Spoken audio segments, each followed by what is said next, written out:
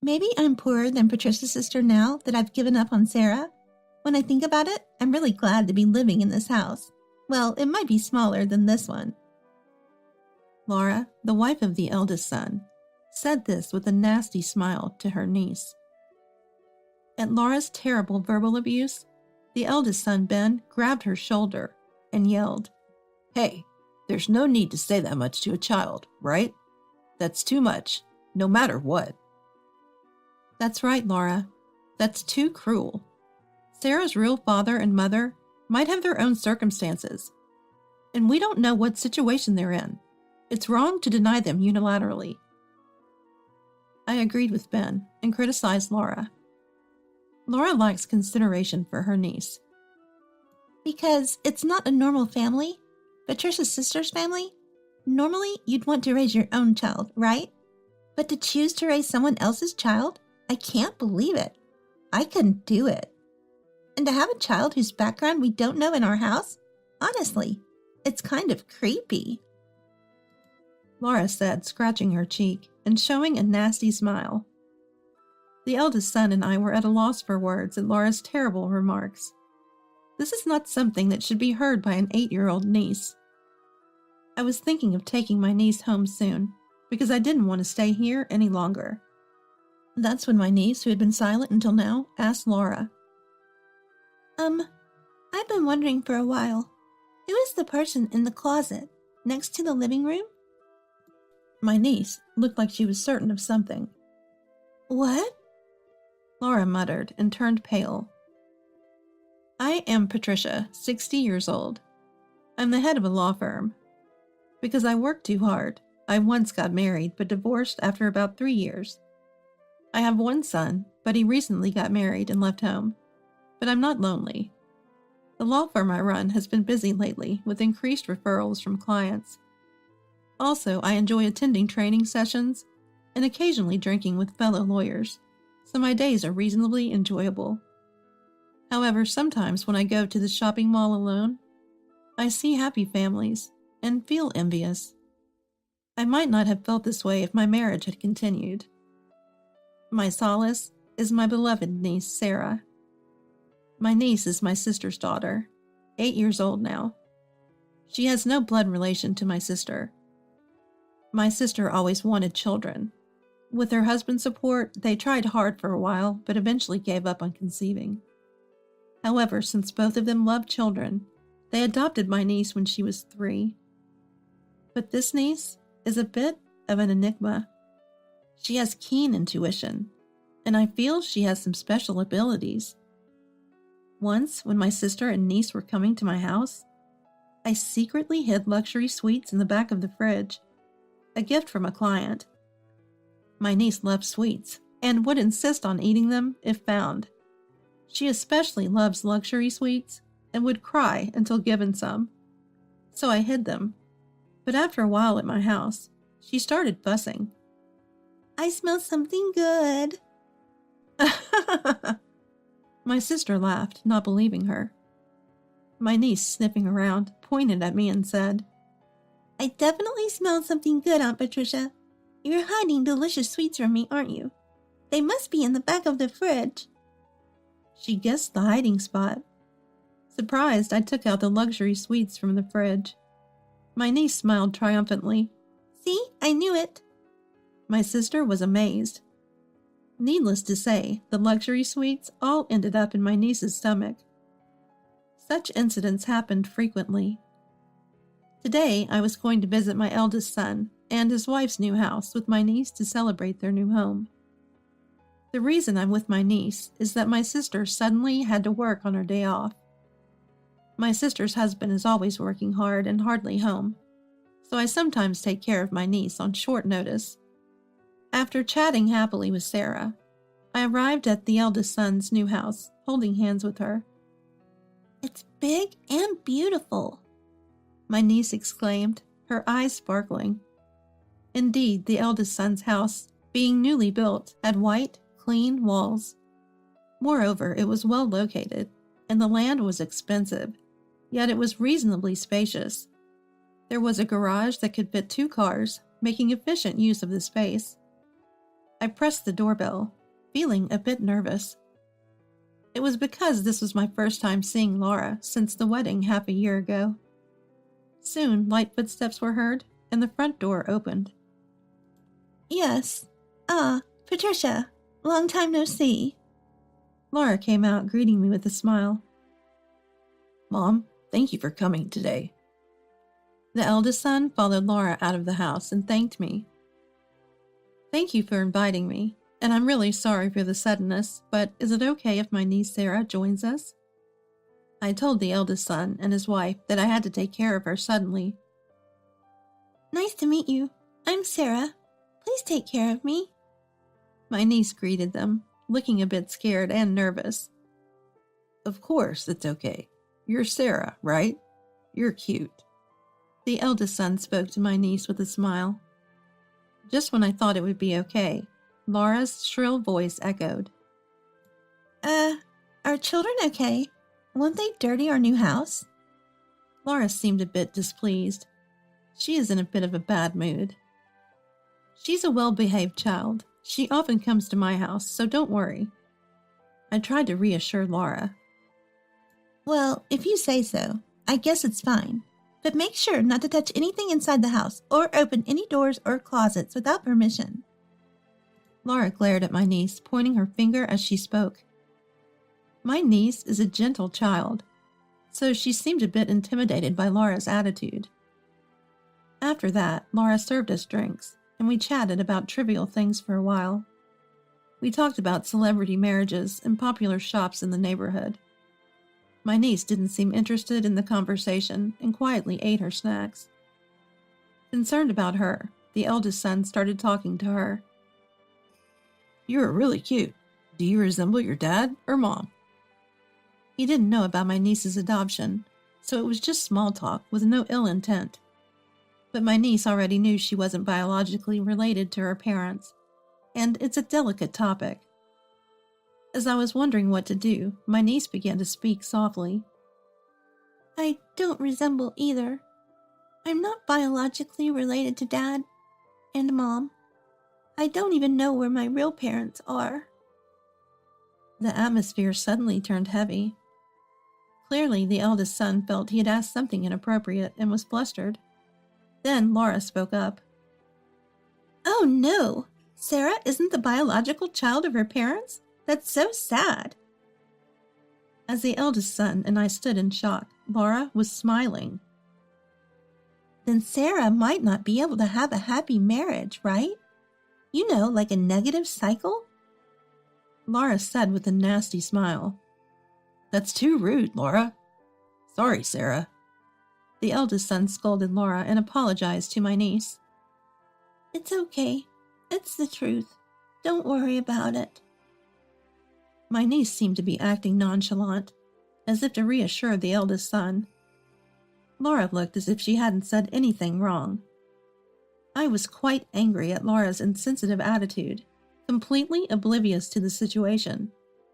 I felt it was inappropriate for an 8-year-old child. At the same time, I felt very sorry for my niece, who was treated this way by Laura. Then let me show you around the new house, the eldest son said to us deliberately in a bright tone, trying to change the heavy atmosphere. You'll be quite surprised. It's quite spacious. Laura, seemingly having forgotten her earlier gaffe, spoke to us cheerfully. For a while the conversation went smoothly. Then Laura, smiling, opened the kitchen door. This is the kitchen. It's a trendy design that's been popular recently. I was very particular about ordering it. Laura boasted to us. Yes, it's impressive. I agreed, seeing the spacious and luxurious kitchen that must have cost a lot. In this manner, the eldest son and his wife showed us various rooms, including the bathroom, toilet, and bedroom. However, isn't it nice? This must be quite enviable for you, Sarah. Laura's superior attitude was superfluous, though. After touring the new house, we returned to the living room and were having tea again. Laura seemed satisfied, having been able to show off each room. Our house is much more wonderful than yours, isn't it? We visited a lot of model houses and chose carefully. Her eyes once again showed a superior attitude. I thought it was childish to brag to an 8-year-old child.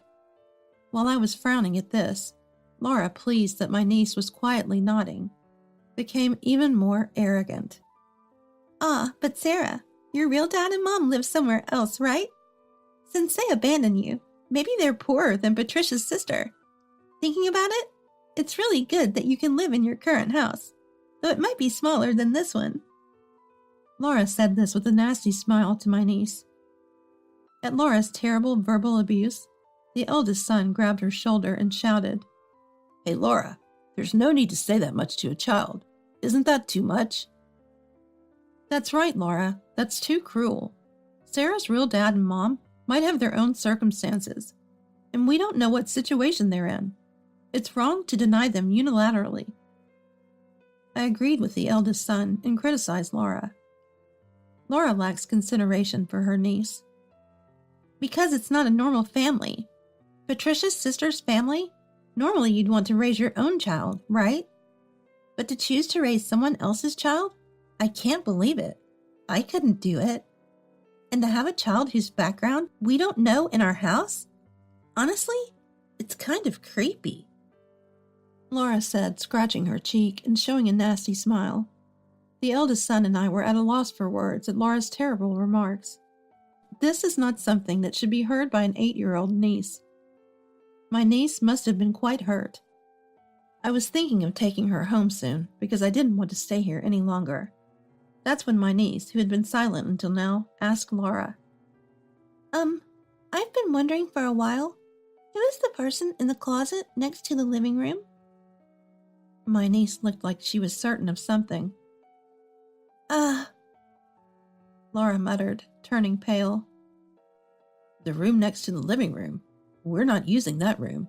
It's more like a storage space filled with Laura's stuff that's still unorganized." The eldest son answered with a gentle smile. Then is the person in the closet living there because the room is full of things and there's no space to live? My niece asked the eldest son with a curious face. No. There's no way someone is living in the closet, right? What are you talking about, Sarah?" The eldest son exclaimed, a bit flustered.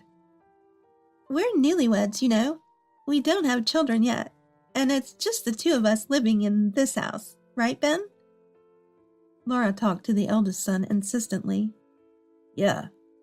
The eldest son, seemingly pressured by Laura's intensity, answered with a strained face. I felt something was off, like Laura was desperately hiding something. There's definitely someone in the closet. I don't lie, my niece said, puffing out her cheeks. It was cute, considering she's just a child. Then I looked at Laura intently. Given everything so far, my niece's intuition is uncannily accurate. Moreover, Laura's behavior has been clearly odd since a while ago, and her eyes are darting around. I thought we should check the closet. Looking at the eldest son, it seemed he felt the same, as he nodded at me. So I said, in a deliberately bright tone, "Hey, since Sarah is saying this, why don't we take a look in the closet?"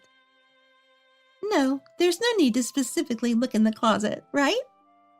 Laura waved her hands frantically at Sarah, refusing. Her expression seemed a bit irritated, making her even more suspicious. But I'm really curious. I promise not to touch or break anything inside the closet. My niece spoke desperately to Laura. "Laura, since Sarah is saying this, why don't you show us? Sarah is quite a mysterious child and often has accurate hunches. What if, hypothetically, there was a burglar who hid in the closet? Wouldn't you be worried?" I spoke as if to reason with the eldest son and my niece. At this point, I suspected Laura might be up to something, but I tried not to show it. No, but... Laura hesitated. It's fine, Laura. Mom and Sarah are saying this, so let's just check the closet. There's probably nothing weird in it." The eldest son said gruffly, seemingly tired of the situation. Just wait. I'll clean up the room and the closet later. Let's do it another day, okay? Let's. Laura persisted more. It seemed she really didn't want something to be seen. Seizing the moment, I stood up. Enough, Laura. You're hiding something in the closet. Let me check. Saying this, I briskly opened the door to the room next to the living room. Looking inside, it indeed appeared to be a storage room. Cardboard boxes were placed everywhere, and it was cluttered. In that situation, Laura said, Patricia, now that you see it's just a storage room, we're good, right? Let's go back to the living room. She tried to pull my arm to prevent me from going further in. Indeed, it was a storage room, but I wanted to check the closet my niece mentioned. However, Laura, seemingly desperate to avoid being seen, grabbed my arm and wouldn't let go. Then, my niece slipped past us into the room and stood in front of the closet. Sorry, I just have to check because I'm really curious. She said this as she briskly opened the closet door. When we looked inside the closet, there was a man lying down. What's going on, Laura? Why is there a man I don't know sleeping in our closet? The eldest son yelled at Laura with a voice filled with anger. Laura's face turned from pale to white. She could only say, I'm sorry. Laura, what's really going on? You just got married to Ben, and you're already cheating? I was more bewildered than angry. The man in the closet looked to be in his early 20s. He was quite handsome, but very thin and looked weak. I thought he was sleeping, but on closer inspection, he seemed to be in a semi-conscious state. His mouth was neatly covered with cloth, seemingly to prevent him from speaking. Toy handcuffs were put on his hands, making it impossible for him to escape. As the eldest son and I were speechless at the situation, my niece spoke to Laura. Did you kidnap this man? I thought it was impressive how my niece could stay calm and ask questions in this situation. When spoken to by my niece, Laura, who had been pale, seemed to brazenly admit. Yes, so what? As if it was nothing. Laura, do you even understand what you're saying? The eldest son's voice was shaking, likely due to his considerable agitation. Well, anyone would be in such a situation. That's right, Laura. Kidnapping is a crime. You know? I found my voice wavering as I spoke. But I had no choice. Ben has money. But he looks like a bear. I want a child with an angelic, cute appearance like Sarah. But I can't expect that from a child with Ben. That's why I wanted a child with someone good looking. Laura said this as if it wasn't a big deal. That doesn't mean you can just kidnap a good-looking man and get away with it. I frowned without realizing it. Is this man your lover or something?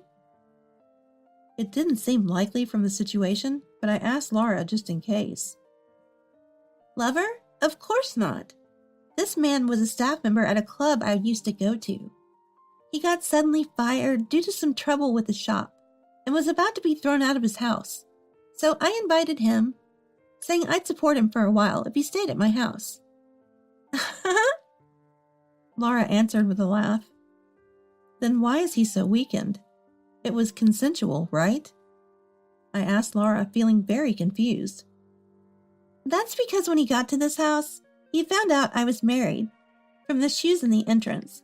He tried to run away, saying it was different from what he heard, since I told him I was single. So I had to do this to keep him from escaping. I felt quite disgusted by Laura's proud response. The eldest son seemed too shocked by what he had heard to say anything. Anyway, if you brought him here by force, you're a criminal. I'm going to report this to the police, of course. I spoke firmly and called the police in front of Laura. Why are the police involved? I just brought a person who lost his job and had nowhere to live. It's like a good deed, isn't it? I should be thanked, Laura said, turning her face away. How could Laura show no remorse when the man was so weakened? I couldn't believe she didn't think she had done anything wrong. A heavy silence fell over the room in this terrible situation. Then, Laura, I'm going to divorce you. The eldest son muttered. Why? You are like my bank. I can't believe you can't even fulfill that role. I won't divorce you. Laura screamed at the eldest son, her eyes bloodshot and almost crazed. I shielded my niece behind me and said, given this situation, you can definitely get a divorce. You know what I do for a living, right? I'm a lawyer. I'll make sure you and Laura get divorced, even if I have to force it. And since she's made such a blunder, I'm going to demand the highest amount of compensation from her. I spoke to Laura calmly. Yes, I'm a lawyer. I can easily handle a case like this and lead it to divorce. Laura finally seemed to understand the seriousness of the eldest son's intention to divorce. No, I don't want a divorce. Please, Ben, forgive me. Laura cried, trying to approach the eldest son. She probably never thought of divorce. Then my niece, who had been hiding behind me, stepped forward. Even if blood ties are important, a child born in such an environment can never be happy. Even if they are born cute, they will live their life resenting you. That's right. If they had such an unreasonable mother, they might run away as soon as they could. Someone who causes so much trouble and commits crimes just to have a cute-looking child doesn't deserve to be a parent, I murmured. The eldest son started speaking, as if he had made up his mind. Laura, never show up in front of us again. I used to think I'd be happy to have children with you in the future. I don't even want to see your face now. From today, we're strangers. If anything comes up, we'll settle it in court. Laura kept crying. She seemed to have no words to say. After a while, the doorbell rang, indicating the arrival of the police. Eventually, Laura was arrested. The man Laura had kidnapped was apparently being searched for by his family, and the situation had become serious. He was hospitalized, but it seems he will be discharged soon, as he only suffered from malnutrition, with no life-threatening conditions. The eldest son visited him once and was thanked repeatedly, the man crying with gratitude. The man plans to demand hospital and compensation fees from Laura, so I'm thinking of introducing him to a lawyer I know. Since then, Laura has repeatedly demanded to meet the eldest son.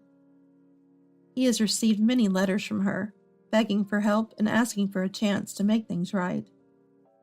I also received a letter from Laura.